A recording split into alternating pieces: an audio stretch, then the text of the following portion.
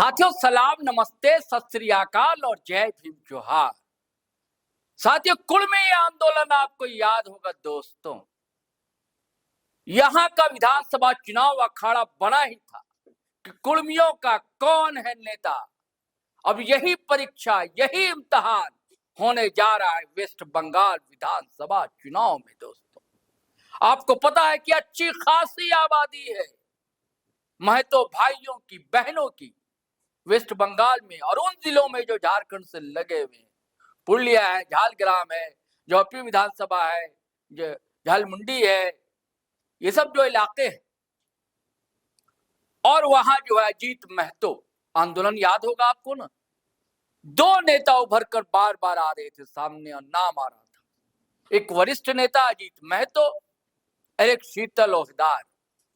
Political गलियारे में खबर रही कि अजीत महतो जो है उन्हें आजसू सुप्रीमो सुदेश महतो का समर्थन हासिल है, वहीं शीतल ओहदार को येलकेम सुप्रीमो जयराम कुमार महतो का समर्थन हासिल है। लेकिन दिक्कत यह है कि आजसू पार्टी नदारत है विधानसभा चुनाव में बंगाल, लेकिन समर्थन उसका एनडीए प्रत्याशी को। और भारतीय जनता पार्टी ने जो उम्मीदवार खड़े किए हैं उसमें अजीत महतो के लाडले विश्वजीत महतो भी हैं, जो आए पूर्व विधानसभा से। टीएमसी ने भी खड़ा किया, कांग्रेस ने भी खड़ा किया है, आदिवासी प्रत्याशी भी है वहां, क्योंकि आदिवासियों की भी आबादी है, लेकिन कुड़मियों की तादाद थोड़ी ज्यादा है इस विधानसभा चुनाव। और आपको पता है कि अजीत महतो को समर्थन हासिल है सुदेश महतो का, भारतीय जनता पार्टी का है। तो होने क्या जा रहा है दोस्तों, क्योंकि जेलकेम ने भी अपना प्रत्याशी जयपुर विधानसभा में उतार दिया है और जेलकेम प्रत्याशी का नाम है दिव्यज्योति सिंह देव। जी हां, जिसके समर्थन में आज सारी टीम जेलकेम की, जेलकेम सुप्रीमो जयराम कुमार महतो समेत पहुंच गए। वरीय उपाध्यक्ष देवेंद्र नाथ महतो भी थे और जेलकेम सुप्रीमो जयराम कुमार महतो भी। आपको मैं बताना समीचीन समझता हूं दोस्तों कि जेलकेम ने दो जगह प्रत्याशी उतारा है, बागमुंडी विधानसभा मनोज कुमार महतो और जयपुर विधानसभा। और बागमुंडी विधानसभा में भाजपा प्रत्याशी भी है और वहां पिछले बार अच्छा खासा मत आजसू प्रत्याशी ने लाया था, लेकिन वो अब दिवंगत हो गए। यही बताया गया कि इस कारण से आजसू ने अपना प्रत्याशी मैदान में उतारा। तो क्या बोले हैं दोस्तों, तगड़ा वार किया है दोस्तों, किसी को छोड़ा नहीं है, ना भारतीय जनता पार्टी को ना ही टीएमसी को, जयराम कुमार महतो। और आपको बता दिया ना कि ये दरअसल इम्तिहान है कि कौन है कुड़मी समुदाय का बड़ा नेता, सुदेश महतो, जयराम कुमार महतो, शीतल ओहदार या अजीत महतो। खबर तो यह है दोस्तों कि अजीत महतो घबराए में और बौखलाए भी भाजपा भी है। उसे लग रहा है क्या गलती हो गई अजीत महतो के लाडले को टिकट देने में, क्योंकि पलड़ा अभी जो है फिलहाल सिर्फ कांटों का नहीं बढ़ता हुआ दिखलाई दे रहा है जेलकेम का। चलिए साथियों, आपको सुनवाता हूं जयराम कुमार महतो किस तरह वहां दहाड़े। अपनी सभा जाने कि आज जो कार्यक्रम वर्षिला की इस पावन धरती में, इस कार्यक्रम का उद्देश्य आगामी 23 तारीख को पश्चिम बंगाल में विधानसभा के चुनाव का प्रथम चरण का वोटिंग होना। आप सभी जानते हैं कि भारत देश लंबे समय तक अंग्रेजों के अधीन रहा और जब अंग्रेज इस देश को छोड़कर जाने लगे तब हमारे पास सबसे बड़ी चुनौती थी, इस देश को चलाया कैसे जाएगा, इस देश को आगे बढ़ाया कैसे जाएगा। ये सबसे बड़ा हमारे पास चैलेंज था कि भाई इस देश को हम लोग आगे कैसे बढ़ाएंगे। भारत देश जहां विभिन्न भाषाएं बोली जाती है, जहां लोग अलग प्रकार के खान पान, पहनावा उनका अलग, रीति रिवाज उनका अलग, धर्म उनका अलग, भगवान भी उनका अलग अलग। আপনার ভগবানের আমাদের ঝাড়খণ্ডের ভগবান, উড়িষ্যার ভগবান ভিন্ন ভিন্ন सवार परंपरा भिन्न भिन्न। तो सबसे पहला चैलेंज यही था कि इस देश को एक कैसे करें। इस देश के उस समय के महापुरुषों ने यह निर्णय लिया कि भारत को एक संवैधानिक देश बनाया जाएगा। डॉक्टर भीमराव अंबेडकर, जिनका कुछ ही दिन पहले जयंती हम सबों ने मनाया, उनके नेतृत्व में संविधान समिति बनी और एक तय हुआ कि आज के बाद से हिंदुस्तान के लोग अपने वोट से अपना नेता चुनेंगे, अपना वोट देंगे और अपने बीच से एक नेता चुनेंगे जो उनके राज्य और देश के हित की बात को लेकर आएगा। आज ये दुर्भाग्य की बात है, जो वोट की वैल्यू हमारी है, जो लोग आज जमीन पर बैठे हैं, मिडिल क्लास के लोग, गरीब किसान मजदूर, वही वोट की वैल्यू अंबानी अडानी की भी है। अगर हम एक वोट देते हैं तो गिनती एक होता है, अंबानी जी भी अगर एक वोट देते हैं तो गिनती एक होता है। लेकिन आज देखिए, अंबानी जी को मालूम है वोट कहां देना है, अडानी जी को मालूम है वोट कहां देना है, किस पार्टी को देना है जो हमारा फायदा पहुंचाएगा। अडानी जी वोट मोदी जी को देते हैं, उनको मालूम है मोदी जी को वोट देंगे तो हमको जमीन अवेलेबल कराएंगे। अगर उनको झारखंड में वोट देंगे तो गोड्डा में जमीन दिलाएंगे। जरूरत पड़ा तो बस्तर का जंगल भी हमारे नाम कर देंगे, अरावली की पहाड़ भी कटवा देंगे। यानी एक उद्योगपति जिसके पास इतना पैसा है कि आने वाले 100 साल तक उसके घर में रोजी रोजगार की कोई कमी नहीं होगी, और उसको चिंता है कि हमको वोट किसको देना है जो हमको फायदा पहुंचाएगा। लेकिन जनता को मालूम ही नहीं वोट क्या देना, जनता को मालूम ही नहीं हमारा मुद्दा क्या है, हम क्यों वोट करेंगे। जनता को मालूम ही नहीं है कि हम क्यों वोट करने जा रहे हैं। वोट आया है, नेता गांव में आए, प्रचार अच्छा लगा, कुछ खर्चा पानी दिया गया और हमने वोट कर दिया। जो लोग बिजनेसमैन हैं, जो बड़े बड़े लोग हैं, जो आने वाले 100 सालों तक बैठकर खाना खाएंगे, उनको चिंता है कि हमको वोट कहां देना है, किस पार्टी को वोट देंगे, किसको विधायक बनाएंगे जो मेरा काम करेगा। लेकिन हमारी जनता को, भोली भाली जनता को ये नहीं मालूम है कि हम किसको वोट देंगे जो हमारे बच्चों के लिए शिक्षा की बात करेगा, उनके रोजगार की बात करेगा, उनके लिए बेहतर स्वास्थ्य की बात करेगा। आज आपको चिंता करना होगा, नहीं तो फिर इस भारत को, जो आजाद भारत हुआ है, जो लोकतांत्रिक भारत हुआ है, उसे गुलाम होने में समय नहीं लगेगा। इस बार गुलामी अंग्रेजों की नहीं होगी, इस बार गुलामी इसी देश के लोगों की होगी। वो कुछ मुट्ठी भर अमीर लोग होंगे कि नहीं होंगे। आज बताइए, आज जो देश की परिस्थिति है, आज आपको स्वच्छ पानी नहीं मिल रहा है, माताएं बहनें बैठी है, मायरा मासी लगा कि आप नहीं करना सच है। आज जोलेर की व्यापार, क्या कभी पानी का मूल्य लगता था? आज से 30-40 साल पहले क्या आपने कल्पना किया था कि हम पानी का पैसा देंगे? क्या आपने कल्पना किया था? आज बोतल में पानी बिक रहा है कि नहीं बिक रहा है? आज हवा फ्री में मिल रहा है, आज हम ऑक्सीजन फ्री में ले रहे हैं। आज जो परिस्थिति है देश की, आपको क्या लगता है दिल्ली के जो हालात है, नहीं लग रहा है कि हवा का भी पैसा लगेगा? इसीलिए मैंने कहा कि अब गुलामी अंग्रेजों का नहीं होगा, अब गोरे नहीं आएंगे गुलाम करने, अब ब्रिटिश के लोग नहीं आएंगे गुलाम करने।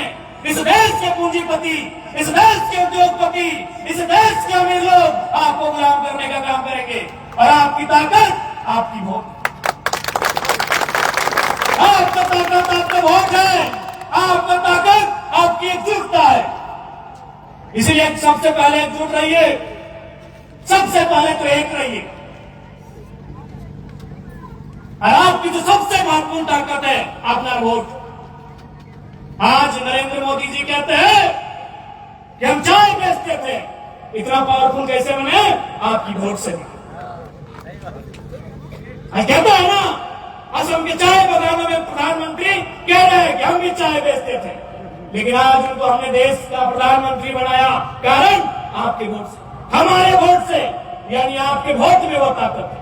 और याद रखिएगा, इसी मंच पर कोई हिंदू होगा, कोई मुसलमान होगा, कोई सिख ईसाई, कोई आदिवासी होगा, सबकी अपनी अपनी धर्म मान्यताएं आस्थाएं हैं। लेकिन एक बात कड़वी बात है, बुरा मत मानिएगा, आज जो शक्ति सत्ता में है, वो अगर हमारे अवतारों में होती तो शायद योगी आदित्यनाथ मुख्यमंत्री नहीं बनते। आज से 2000 साल पहले होता होगा कि ईश्वर और अल्लाह से लोग सीधा बात करते होंगे, क्योंकि इतनी बड़ी परंपरा है भाई, हम एक छोटा सा नौजवान उस पर सवाल नहीं करेंगे।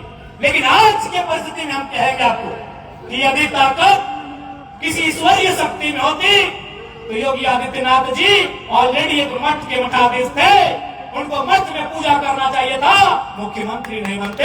ताकत वोट में है, पावर वोट में है, पावर लोकतंत्र में है, पावर कुर्सी में है। इसलिए इस बात को याद रखिएगा, आप जिस धर्म को मानते हैं बहुत सम्मान के साथ मानिए। आप राम जी को मानते हैं, सम्मान के साथ उनकी पूजा करिए। आप खुदा को मानते हैं, सम्मान के साथ इबादत करिए। जिसको मानते हैं आप सम्मान के साथ करिए, लेकिन कड़वी सच्चाई को स्वीकार करिए कि आज के युग में आविष्कार का दौर नहीं है, यह आविष्कार का दौर है। जो आविष्कार की बात करेगा, ऐसे लोगों को राजनीति में क्या आज लोग चमत्कार की बात कर रहे हैं, क्योंकि उनको पता है कि भाई इन लोगों को गुमराह करके रखना है, इनको इनके हक अधिकार से वंचित रखना है। आज बिल्कुल इसी मिट्टी में जो टीएमसी की हमारी मुख्यमंत्री आदरणीय ममता दीदी हैं, उनसे जरूर पूछेगा कि 15 साल का आपको समय दिया, 15 साल एक बहुत बड़ा समय होता है। इन 15 सालों में आपने जितना अपने भतीजा का या जो भी है अभिषेक बाबू के लिए जितना किया, अगर बंगाल के नौजवानों के लिए, गरीब गुरुओं के लिए करते तो आज ये दिन आपको देखना नहीं पड़ता। अमित शाह जी से भी पूछिएगा, वो बंगाल में कह रहे हैं कि 15 दिन का डेरा डालेंगे। अरे 15 दिन का है, 115 दिन का डेरा डालिए। लेकिन मोटा भाई ये बताइए, आपके लाडले जयशाह जी क्रिकेट का कौन नहीं जानते हैं, उनको आपने पहले बीसीसीआई का सेक्रेटरी बनाया और आईसीसी का चेयरमैन बना दिया। बिना क्रिकेट खेले आपका बेटा आईसीसी का चेयरमैन है। अरे हम तो बिना पढ़े नौकरी नहीं मांग रहे, हम तो पढ़ के मांग रहे। दे दो ना भाई, बिना क्रिकेट खेले, बिना क्रिकेट को जाने आपका लाडला आईसीसी क्रिकेट की सबसे बड़ी संस्था, उसका सबसे बड़ा अधिकारी चेयरमैन है। और हमारे नौजवान, पढ़े लिखे नौजवान, 10 साल तैयारी करने वाले, 15 साल तैयारी करने वाले नौजवान आज एक चपरासी की नौकरी के लिए तरस गए हैं। आपकी सरकार का वादा था मोदी जी, 1 साल में 2 करोड़ की नौकरी, आज आपके 12 साल होने को है। जून के महीने में आपका 12 साल होगा मोदी जी। 12 दूनी 24 करोड़। यदि भारत की जनसंख्या 150 करोड़ भी मान ले जाए तो 24 करोड़ की नौकरी बहुत होती है। क्या नौजवानों, 24 करोड़ की नौकरी कम होती है क्या है भारत की जनसंख्या मोटा मोटी? जनगणना में 120 करोड़ के पास था, यानी 1.25 अरब, आज 1.5 अरब मान लेते हैं। 150 करोड़ हम लोग मान लेते हैं हमारी जनसंख्या है। और उनका वादा था 1 साल में 2 करोड़ नौकरी का, तो 12 साल में 24 करोड़, यानी एक बहुत बड़ा आंकड़ा। अरे भाई इनकी सरकार में था 24 करोड़, बाकी बहुत लोग तो पुराने होंगे, वो 60 साल होंगे तब ना रिटायर करेंगे। 12 साल का नौकरी थोड़ी 30-35 साल का नौकरी करते हैं। बहुत सारे लोग बिजनेस करते हैं, बहुत सारे लोग प्राइवेट में नौकरी करते हैं, बहुत सारे लोग खेती बाड़ी करते हैं। सिर्फ नौकरी का वादा था 24, तो मान के चलिए बाकी 24 करोड़ लोग बाकी काम करते हैं, यानी 50 करोड़। तो एक परिवार में अगर 3 गो आदमी, तो हर परिवार तो संपन्न ऐसे हो गए, हर परिवार तो ऐसे संपन्न हो गए। एक परिवार में अगर 4, 5, 6 लोग भी मानते हैं तो 24 करोड़ नौकरी बहुत ज्यादा है। इसलिए दोनों से सवाल होगा, क्योंकि एक ने इस राज्य की सत्ता को 15 साल संभाला है और एक ने दिल्ली की सत्ता को पिछले बार केवल डराने का काम करते हैं, क्योंकि ये नए जमाने की पॉलिटिक्स का एक ट्रेंड बन चुका है कि जनता को डराइए, उनका वोट लीजिए और अपना काम बनाइए। इसलिए आज केवल जयपुर और बाघमुंडी ही नहीं, बंगाल के 294 सीटों में जहां जहां ऐसे नौजवान चुनाव लड़ रहे हैं जो बंगाल के लिए कुछ करना चाहते हैं, जो यहाँ के नौजवानों के लिए, यहाँ की बहनों के लिए, यहाँ के बुजुर्गों के लिए अगर भला सोचे हैं, उनको उन सीटों से जिताने का काम करिए बंगालवासी, क्योंकि ताकत आपकी इस अंगुली में है।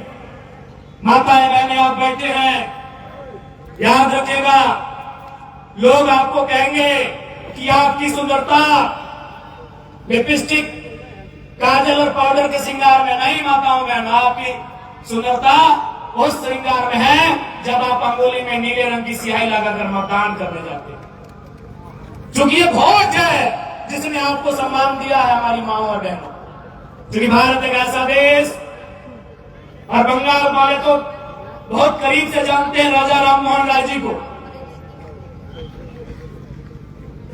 राजा राममोहन राय जी को जान रहे हैं ना, बंगाल के बंधुओं, यानी भारत की परंपराओं को भी आप जान रहे होंगे।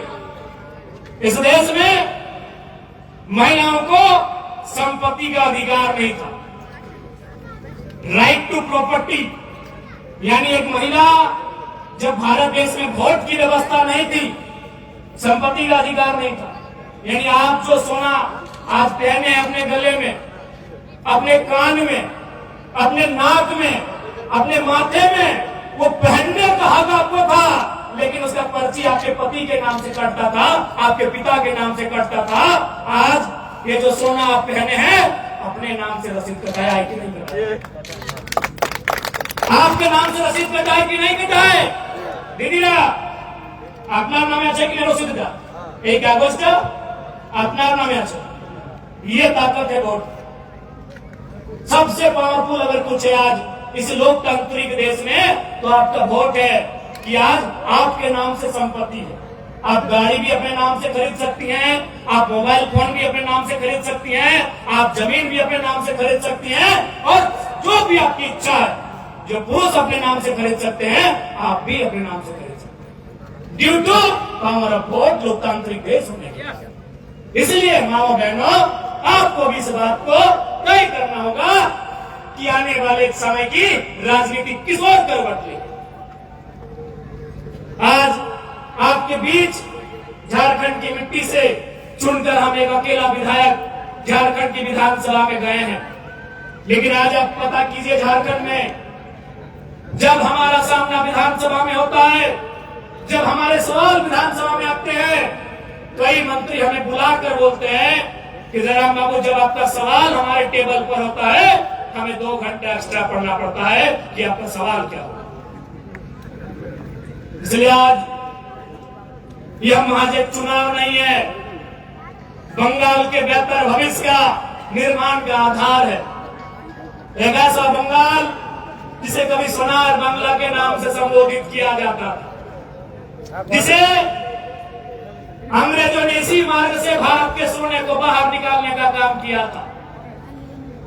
ऐतिहासिक रूप से, सांस्कृतिक रूप से, भौगोलिक रूप से, पारंपरिक रूप से बंगाल का एक विशिष्ट इतिहास रहा है, एक सम्मानित इतिहास रहा है। आज पुनः इस बंगाल की मिट्टी में, जिस मिट्टी का ये नारा है, माय माटी मनुष्य, उस मिट्टी से एक बदलाव की हुंकार भरनी होगी। और जब मिला पाना बहुत ही मुश्किल है, तो बंगाल वालों, आपसे बेहतर उस लाल झंडे के शासन को कौन जानता है? ये पूरा बंगाल लाल लाल था, बंगाल की गलियां लाल लाल थी, बंगाल के गांव, बंगाल के शहर चारों तरफ लाल का बोलबाला था। लोग सपने में भी अगर सोचते थे कि क्या बंगाल से कभी लाल हटेगा, तो डर लगता था। लोग सपने में भी नहीं सोच पाते थे कि बंगाल की धरती से लाल की सरकार गायब होगी, हुई कि नहीं? गायब हुई कि नहीं? दीदी क्या है, दीदी बूढ़ी हो गई है, उनको विश्राम करने कहिए, उनको उनकी सेवा की जाए। 10 साल 15 साल 20 साल बहुत होता है पॉलिटिक्स में, होता है कि नहीं? होता है तो हम तो दीदी से कहेंगे, बगल में बिहार है और दीदी का नीतीश बाबू से अच्छा रिश्ता है, नाता है, एक मजबूत एक भाईचारा बहनचारा वाला संबंध है, उनसे सीखना चाहिए। इनको भी बंगाल छोड़ के राज्यसभा चले जाना चाहिए। ताकि नीतीश जी जब होते थे संसद में, शायद दीदी भी संसद का सदस्य रही है, तो हमें लगता है इन्होंने काफी लंबा समय लिया। नीतीश बाबू ने 20 साल लिया था, दीदी 15 साल ले ली है। अब इन्हें आराम करना चाहिए, क्योंकि नेता लोग रहता है जब तक जिंदा रहेगा, चुनाव में रहेगा, तो राज्यसभा आराम का ही जगह। राज्यसभा मोटा मोटी आराम का जगह इसलिए है। अब सवाल यह है कि राज्यसभा आराम का जगह क्यों है? तो राज्यसभा के सदस्य को हम वोट नहीं करते। राज्यसभा आराम का जगह क्यों है? उसको हम वोट नहीं करते हैं, इसलिए जनता उसके पास नहीं जाती है। अब विधायक को वोट किया है तो जनता मरनी में, हरनी में, छतियारियों में भी जाएगी। वोट किए हैं, झगड़ा झांटी में भी जाएगी। इसलिए राज्यसभा इनको भी नीतीश जी के तर्ज पर सोच विचार करना चाहिए दीदी को, और सम्मान के साथ बाकी का जीवन दिल्ली के सहारे, दिल्ली के यादों और बंगाल की यादों के सहारे इन्हें गुजारना चाहिए। आज चाहे बंगाल हो, झारखंड या उड़ीसा, पूरे देश को नए नेतृत्व की दरकार है, क्रांतिकारी बदलाव की दरकार है, क्रांतिकारी सोच के नेताओं की दरकार है। आज देखिए नेपाल में क्या हुआ, क्रांति हुई कि नहीं? नेपाल के नौजवान सड़कों पर आए, सवाल किया कि एजुकेशन का सिस्टम कम हो रहा है, हेल्थ का सिस्टम कम हो रहा है, और नेताओं की गाड़ियों की कतार लंबी हो रही है। नेपाल की सड़कों में आए, सवाल किया, बवाल किया, क्रांतिकारी परिवर्तन हुआ, नए प्रधानमंत्री आए, नई सरकार बनी, और आज उन्होंने ऐलान किया है जितने भी पूर्व प्रधानमंत्री हैं सबकी संपत्ति की जांच होगी। और यहाँ क्या होता है? शारदा चिटफंड घोटाला फाइलों में ही दब के रह जाता है, कोयला घोटाला फाइलों में ही दब के हो जला जाता है। इसलिए मैं बार बार कह रहा हूं, केवल सत्ता नहीं, व्यवस्था को बदलना हो। ठोक के बदलेंगे। इसलिए आज बंगाल की धरती से जितने भी लोग, और मैं तो कहना चाहूंगा, आप जो लोग यहाँ आए हैं, आप जनता नहीं, यहाँ को लगता है जितने लोग आए सब हमारे नेता लोग आए हैं। अपनी सभाएं नेता वोटे। अब बताइए, आप सब नेता लोग यहाँ आए हैं, एक नेता अगर 10, 20, 30, 40 वोट दिला दे तो दिव्य ज्योति भाई तो विधानसभा से पहुंच जाए। यहाँ जनता थोड़ी आए, आपकी सभा लीडर वोटे। यहाँ जितने लोग आए हैं, हम किसी को जनता और समर्थक थोड़ी मान रहे हैं, आप सभी नेता हैं। आप काउंट कर लीजिए। और एक बात हमेशा याद रखिएगा, जब भी इंसान की गिनती हो, हाँ बहन लोग, आप लोग भी सुनो अपनी सवाई, इंसान का गिनती कभी 1, 2, 3, 4, 5, 6, 7, 8, 9, 10 ऐसे नहीं किया जाता है। पशु पक्षी और गाड़ी घोड़ा का गिनती होता है कि 1 गाड़ी, 2 गाड़ी, 3, 4, 5, 1, 2, 20, 30, 40। इंसान का गिनती कैसे होता है मालूम है? 1, 2, सैकड़ा, 1000, 10,000, लाख। 1, 2, 3 इंसान का गिनती नहीं होता है, 1, 2 सैकड़ा होता है। क्यों मालूम है? आप आए एक है, आपको मानने वाले 10 लोग घरे में हैं। उनके पास सुविधा नहीं था, या किसी का परीक्षा था, कोई हॉस्पिटल में था, कोई मायके गई थी, कोई मामा घर गया था। आप आए एक है, लेकिन 10 लोग हैं आपके। इसीलिए मैंने कहा कहाँ आप आए एक है दादू, दादी नहीं आई है। इसलिए आप यहाँ लीडर लोग आए हैं। आपके हाथों में सबके पास और सब में काबिलियत है, सब में काबिलियत है कि आप अच्छा वोट दिलाएंगे। इसलिए देखिए, ये महज एक चुनाव नहीं होगा, एक गर्जना होगी जंगल महल में कि जंगल महल की गलियों से एक आवाज आया है, उठो नौजवानों, एक इंकलाब आया। ये जंगल महल गूंजेगा, जंगल महल आवाज करेगा, जंगल महल सवाल करेगा, सवाल सत्ता से होगा। जंगल महल अपना नेतृत्व चुनेगा, वो नेतृत्व जंगल महल के विकास के लिए दिन रात एक करेगा। चुनाव 5 साल में होते हैं, प्रॉब्लम्स रोज आते हैं। इसलिए दिल्ली में बैठे मोदी जी को देखकर वोट ना करें, कलकत्ता में बैठी दीदी को देखकर वोट ना करें। यदि उनका कैंडिडेट उस योग्य है, यदि आपको लगता है उनका कैंडिडेट आपके साथ बढ़िया तालमेल कर सकता है, आपके मुद्दों को लेकर सरकार से टकरा सकता है, आप जरूर सोचिए। लेकिन कोई कहेगा कि हम दिल्ली में बैठे हैं और यहां से एक नेता भेजे हैं या फिर मेरे कहने पर, इसलिए हम कहेंगे भले हम भी जयराम महतो आपको कह रहे हैं कि दिव्य ज्योति भाई को, मनोज भैया को वोट करना है। लेकिन यदि आपको लग रहा है कि दिव्य ज्योति भाई और मनोज भैया आपके कसौटी पे खरा नहीं उतर रहे हैं, आप बिल्कुल विचार, क्योंकि चुनाव 5 साल में आएंगे, प्रॉब्लम्स रोज आएंगे। प्रॉब्लम थाना में आएगा, प्रॉब्लम ब्लॉक में आएगा, प्रॉब्लम अंचल में आएगा, प्रॉब्लम सड़क में आएगा, जब कोई घटना घटेगी प्रॉब्लम हॉस्पिटल में आएगा, प्रॉब्लम स्कूलों में आएंगे, प्रॉब्लम कॉलेजों में आएंगे, प्रॉब्लम रोज आएंगे आपके जीवन में। इसलिए ये वोट आपकी प्रॉब्लम्स का सोल्यूशन के लिए। मैं मानता हूं कि जिसे आप वोट करेंगे वो रातों रात सब कुछ ठीक नहीं करेगा, लेकिन आपके लिए खड़ा होगा आपके मुसीबत के समय, आपके जरूरत के समय। इसलिए ये देख लीजिएगा जयपुर वासियों, बाघमुंडी के वासियों, कि आप जो वोट करने जा रहे हैं वो चुनाव के साथ साथ उसको करेंगे जो आपकी प्रॉब्लम से खड़ा है, क्योंकि समस्याएं रोज आएंगी। आप देखते होंगे मोबाइल में हमारे पास पति पत्नी का झगड़ा हुआ विधायक जी के पास, विधायक जी क्या करिएगा, फिर हम लोग को समझाते हैं। अगर पत्नी शिकायत की है तो पति को समझाते हैं, और पति का शिकायत है तो पत्नी को समझाते हैं, कोशिश करते हैं। हम भी ये नहीं बोलेंगे कि सबको मना लेते हैं, 2-4 को नहीं मानता, बोलता है विधायक जी हम जेले खटेंगे लेकिन ये लड़कियां संग नहीं रहे, बोलता है।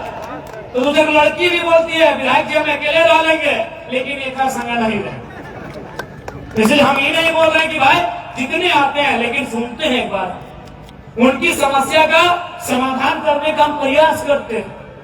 हम ही नहीं, हमारे जितने नेता हैं वो प्रयास करते हैं, क्योंकि हमें जनता ने सीधा वोट किया। हमारी नई पार्टी है, न कहीं हमारा बूथ कमेटी था, न कहीं हमारा पंचायत कमेटी था। जनता ने सीधा विश्वास किया और सीधा वोट किया, इसलिए आज हम लोग जीते भी हैं जनता के। अभी दिव्य ज्योति भाई बोल रहे थे, सही में हमारा घर एक दिन रात को गए थे, तो हम घर में नहीं रहते हैं, घर में नहीं रहते इसलिए घर में हमारा सुविधा नहीं है। 2 आदमी अगर कोई चला जाएगा तो उसको हम रहने नहीं दे पाएंगे। सही बोले दिव्य ज्योति भाई कि 2 को कोई नया आदमी अगर हमारा घर चला जाएगा तो रहने नहीं दे सकते हैं, जगह नहीं है, तो हम भाड़े में रहते हैं, दोस्त के यहाँ रहते हैं। अब सवाल है क्या है, विधायक घर नहीं बना सकता है? अरे जब चाहे तब बना सकते हैं। 2 लाख से ज्यादा सैलरी मिलता है और बाएं दाएं तो हिसाब नहीं है। लेकिन जब जब हम अपने बारे में सोचते हैं, हमारे सामने उनका चेहरा आता है जिन्होंने धूप में पसीना को पहुंचकर हमारे लिए चुनाव का प्रचार किया। जब जब हम अपने घर के बारे में सोचते हैं तब तब उनका चेहरा मेरे सामने आता है। इसलिए आज हमें पूरा विश्वास है कि जैसा हम झारखंड में करते हैं, जैसा हम अपना सारा सुविधा झारखंड के अपने लोगों को दान कर दिए हैं, हमें पूरा विश्वास है दिव्य ज्योति भाई और मनोज भैया हमसे एक कदम आगे बढ़कर जनता की सेवा में अपना सब कुछ निछावर करेंगे। हमें पूरा विश्वास है कि हमसे एक कदम आगे जाकर अपना सब कुछ, अपना सर्वस्व ये जनता के लिए निछावर करने का काम करें।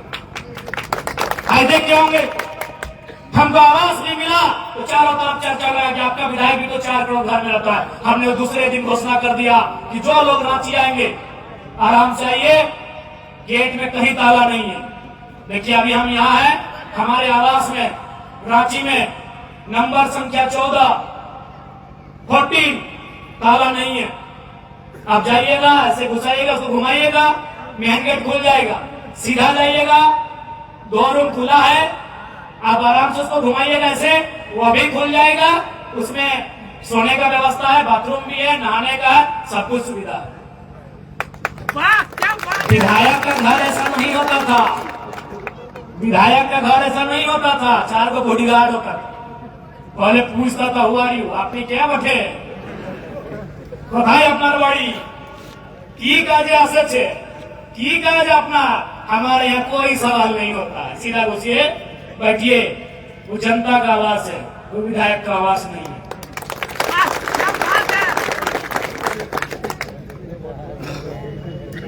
ऐसा विधायक जिंदगी इसलिए मैं आप सबों से यही कहूंगा, क्योंकि आचार संहिता हम लोग को 6 बजे तक का ही टाइम है, टाइम भी हो गया, तो भाई जो भारत देश का कानून व्यवस्था है उसका हम लोग भी सम्मान करते हैं।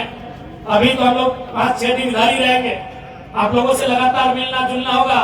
अरे खाने मार भात चलबे, तो साथियों, आपने देखा, सुना, जयराम कुमार महतो की सभा देखी, उनका भाषण सुना, और बंगाल जो है बवाल मचा हुआ है। भारतीय जनता पार्टी ने सारी ताकत झोंक दी है। वहीं दूसरी जानिब सिटिंग सीएम ममता बनर्जी और उनकी पार्टी टीएमसी ने भी अपनी शक्ति लगा दी। दोनों के लिए भी एक परीक्षा की घड़ी है और दोनों के लिए इम्तिहान है। अब होता क्या है, ये तो रिजल्ट आने के बाद पता लगेगा।